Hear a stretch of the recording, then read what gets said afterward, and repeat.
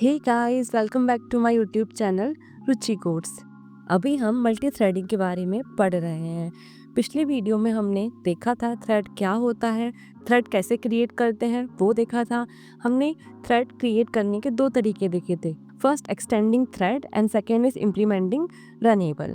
आज के इस वीडियो में हम कवर करेंगे थ्रेड का लाइफ साइकिल और थ्रेड के मेथड्स। सबसे पहले हम समझते हैं कि थ्रेड का लाइफ साइकिल क्या होता है। आपको स्क्रीन पर एक डायग्राम दिख रहा होगा जिसमें हमने लिखा है न्यू थ्रेड। इसमें सारे स्टेट जो है थ्रेड के वो दिए गए हैं। थ्रेड का लाइफ साइकिल का मतलब ये होता है कि थ्रेड का स्टार्टिंग से लेकर एंडिंग तक होने वाला वर्क। जावा में एक थ्रेड डिफरेंट स्टेट्स में होता है और हर स्टेट का अपना रोल होता है। थ्रेड लाइफ साइकिल का सबसे पहला स्टेट होता है न्यू थ्रेड या फिर न्यू स्टेट। जब हम थ्रेड का ऑब्जेक्ट क्रिएट करते हैं लेकिन स्टार्ट मेथड कॉल नहीं करते हैं तभी थ्रेड न्यू स्टेट में होता है। ये है न्यू, यहाँ पे हम न्यू थ्रेड बना रहे हैं। जब हम लिखते हैं thread t is equal to new thread तो वो ये वाले स्टेट में होता है। इसमें थ्रेड क्रिएट तो हुआ है लेकिन अभी रन नहीं हुआ है। इसके बाद में आता है रनेबल स्टेट। जब हम स्टार्ट मेथड कॉल करते हैं थ्रेड रनेबल स्टेट में चला जाता है। जैसे ही हम लिखते हैं t डॉट स्टार्ट वैसे ही थ्रेड जो है वो रनेबल स्टेट में चला जाता है। रनेबल का मतलब है कि थ्रेड रेडी टू रन है और CPU मिलते ही रन करेगा। रनेबल का मतलब ये नहीं है कि थ्रेड तुरंत ही रन हो रहा है। इसके बाद में आता है रनिंग स्टेट। जब थ्रेड को CPU मिल जाता है और ये रन मेथड एग्जीक्यूट होने लगता है तब थ्रेड रनिंग स्टेट में होता है। जब थ्रेड को CPU मिल जाता है और रन मेथड ये वाली मेथड एग्जीक्यूट हो जाती है तब थ्रेड रनिंग स्टेट में होता है। जब हमने जैसे मेथड लिखी थी पब्लिक वॉइड रन एंड उसमें प्रिंट कराया था थ्रेड इज रनिंग, जो वर्क दे रहे हैं थ्रेड को वो उसके अंदर प्रिंट होता है। ये स्टेट JVM इंटरनली मैनेज करता है। रनिंग के बाद में आता है वेटिंग या फिर टाइम्ड वेटिंग या बोल सकते हैं ब्लॉक्ड स्टेट। इस स्टेट में थ्रेड टेम्पररी पॉज हो जाता है। वेटिंग का मतलब होता है कि जब थ्रेड किसी और थ्रेड का वेट कर रहा हो, और टाइम्ड वेटिंग का मतलब होता है कि ये फिक्स्ड टाइम के लिए वेट कर रहा है। अगर ये ब्लॉक्ड हो जाता है तो इसका मतलब ये है रिसोर्सेज जो है वो लॉक का वेट कर रही हैं। इसके बाद में आखिरी स्टेट जो है वो आता है डेड या फिर टर्मिनेटेड। जब रन मेथड कंप्लीट हो जाता है तो थ्रेड टर्मिनेट या फिर डेड हो जाता है।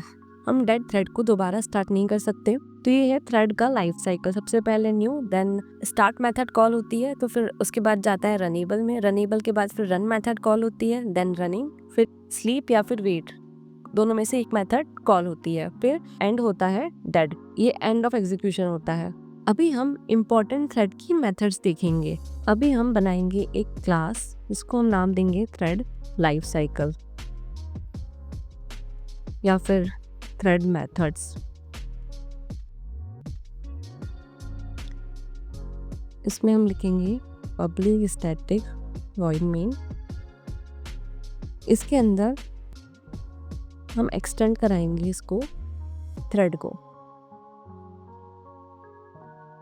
एंड ओवरराइड कराएंगे run method public void run. यहाँ पे लिखेंगे हम थ्रेड का नेम। जब भी आपको थ्रेड का नेम चाहिए हो तो उसके लिए आप यूज करते हैं thread dot current thread dot gate name. इसका यूज हम पहले भी कर चुके हैं। इसमें लिख देती हूँ मैं ऊपर कि ये गेट नेम मेथड है थ्रेड का नेम फाइंड करने के लिए। इसके बाद में आती है दूसरी gate priority.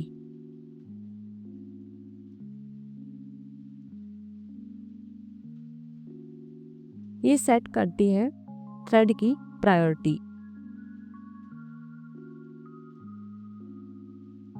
Thread dot current thread dot gate priority.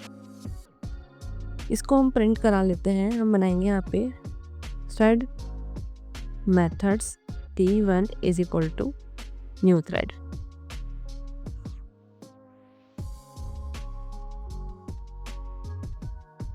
यहाँ से हम कॉल करते हैं t1 डॉट स्टार्ट, कराते हैं रन।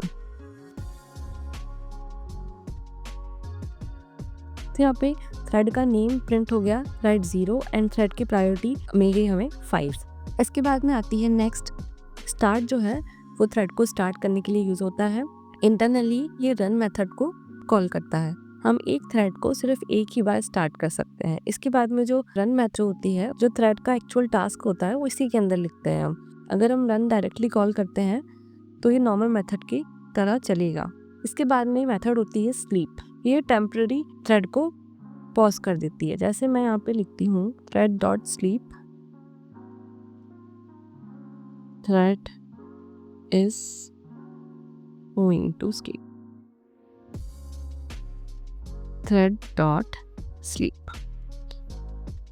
1000। ये जो है वो मिली सेकेंड में वैल्यू लेता है। यहाँ पे आ रही है एरर, इसको मैं ट्राई कैच ब्लॉक के अंदर लिखना पड़ेगा। उसमें हम लिखते हैं यहाँ पे ट्राई, देते हैं कैच एक्सेप्शन ई।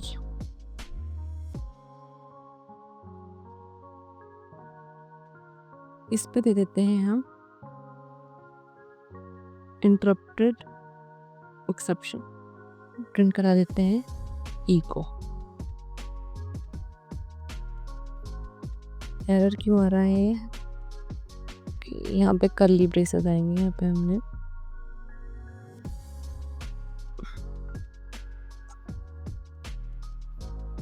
अब सही है।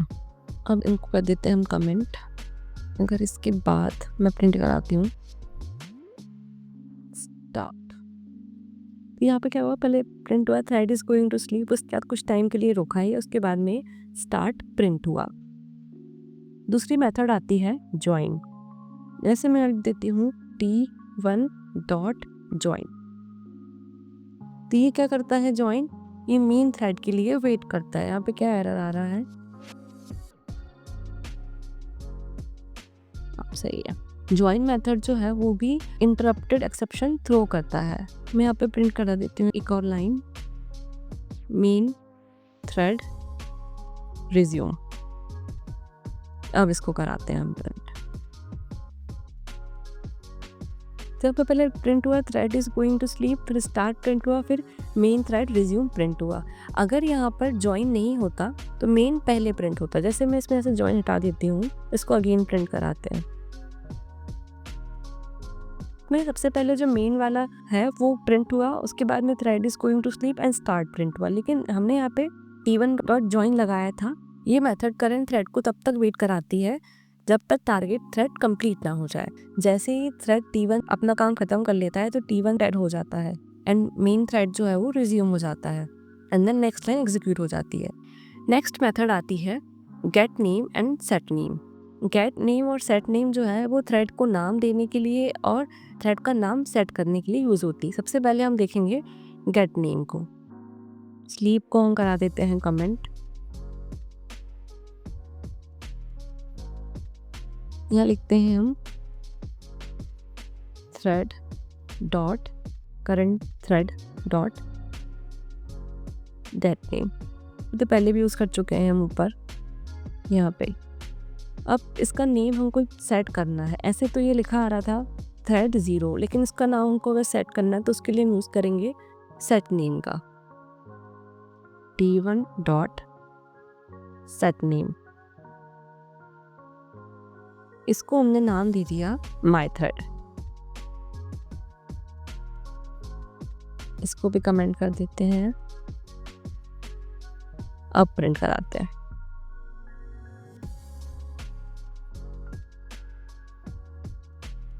इसका नाम हमने सेट नेम से सेट कर दिया माई थ्रेड। फिर जैसे ही हमने यहाँ पे दिया गेट नेम, तो जो हमने नेम सेट किया था वो वहाँ पे प्रिंट हो गया। इसके बाद में आता है get priority and set priority.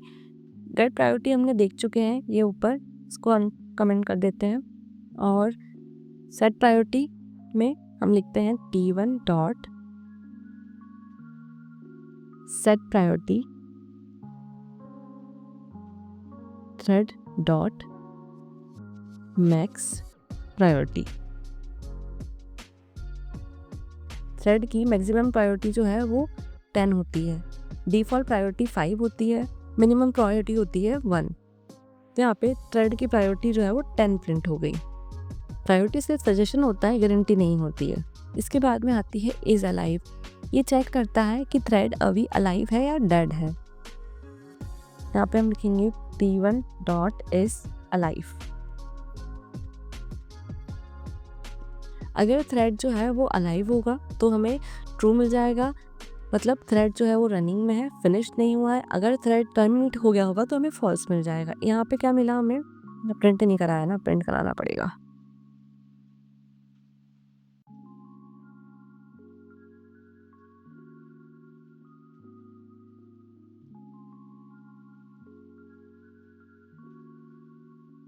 यहाँ पे हमें ट्रू मिल गया, मतलब थ्रेड जो है वो रनिंग स्टेट में अभी तक फिनिश नहीं हुआ है। आप चाहे तो ऐसा भी लिख सकते हैं कि if t1 dot is alive, तो प्रिंट कराना है thread is still running।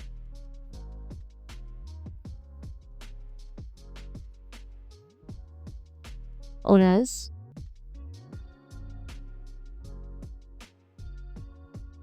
thread is terminated।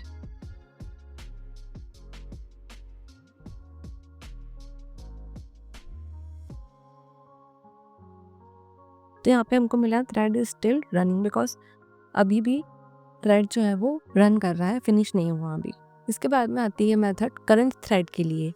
ये करंट एग्जीक्यूटिंग थ्रेड का रेफरेंस देता है। वैसे हमने यहाँ पे लिखा था thread dot current thread dot gate name. ये मेथड हमेशा उस थ्रेड का रेफरेंस देता है जो अभी एग्जीक्यूट हो रहा है। करंट थ्रेड जो है वो एक स्टैटिक मेथड है जो करंटली एग्जीक्यूटिंग थ्रेड का ऑब्जेक्ट रिटर्न करता है। इसके बाद में आती है last method yield. Yield method जो है वो करंट एग्जीक्यूटिंग थ्रेड को टेम्पररी पॉज करके सीपीयू को दूसरे रेडी थ्रेड को देने का रिक्वेस्ट करता है। यील्ड गारंटी नहीं देता है, इसके लिए मैं अलग से बना लेती हूँ एक file, yield method.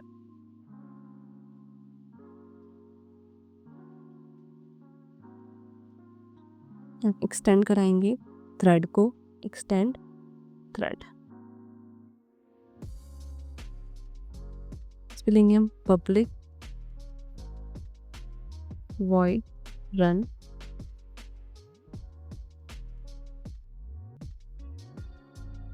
for int I is equal to 0, I is greater than और equal to 3, तब तक चलाना है i प्लस प्लस। इसमें प्रिंट कराना है हमको थ्रेड डॉट करंट थ्रेड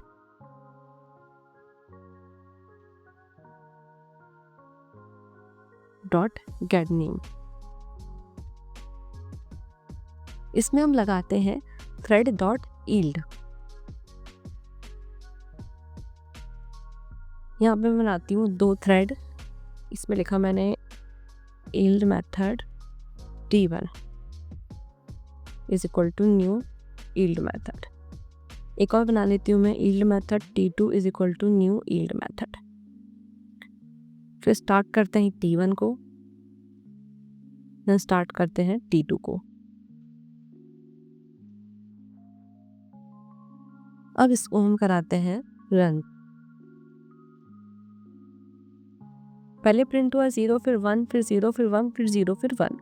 इसमें आउटपुट फिक्स्ड नहीं होता है क्योंकि यील्ड सिर्फ रिक्वेस्ट करता है। यील्ड मेथड जो है वो एक हिंट है शेड्यूलर को, कमांड नहीं। जब भी हम लगाते हैं थ्रेड डॉट यील्ड तो इसमें क्या होता है, मेन बोलता है अगर कोई और थ्रेड रेडी है तो उसको पहले चला दो। तो इसमें अगर कोई सेम प्रायोरिटी का थ्रेड रेडी होता है तो पहले वो एग्जीक्यूट होता है। अभी हम देखते हैं स्लीप वर्सेस यील्ड। स्लीप तो होती है वो टाइम बेस्ड होती है और यील्ड जो होती है वो टाइम बेस्ड नहीं होता है। स्लीप में गारंटी पॉज होता है लेकिन यील्ड जो है वो गारंटी नहीं होती है। स्लीप मेथड जो है उसमें इंटरप्टेड एक्सेप्शन आता है और यील्ड में कोई भी एक्सेप्शन नहीं आता है। अगर आपको ये वीडियो हेल्पफुल लगा हो तो लाइक शेयर एंड सब्सक्राइब ज़रूर करना। नेक्स्ट वीडियो में हम कवर करेंगे thread synchronization and race condition with example. मिलते हैं नेक्स्ट वीडियो में। Till then keep learning, keep coding. Thank you for watching.